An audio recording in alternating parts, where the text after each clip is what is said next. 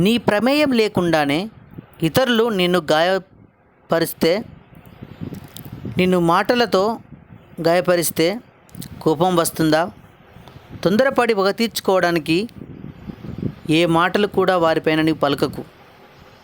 దేవుని మీద ఆధారపడి ఊరకనే ప్రశాంతంగా ఉండు. నీ బాధ అంతటిని దేవుని ఎదుట ఉంచు. ఆయనకు నీ బాధ అంతా చెప్పుకో.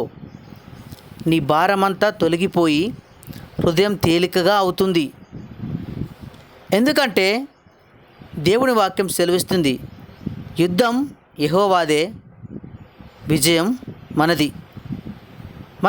మనల్ని ఎవరు ఏమన్నా కానీ మనం దేవునికి చెప్పుకోవాలి, అంటే ప్రార్థన చేసుకోవాలి. అది దేవుడు చూసుకుంటాడు. గనుక నీ పట్ల తప్పు చేసిన వారిని నీవు క్షమించు. నీ నుండి దూరం అయితే వెళ్ళిపోనివ్వు. క్షమించడం అనేది నీకు ఘనత కలిగిస్తుంది. సమస్త ప్రజలకు న్యాయం తీర్చే దేవునికి అప్పగించు. మౌనంగా ఉండు.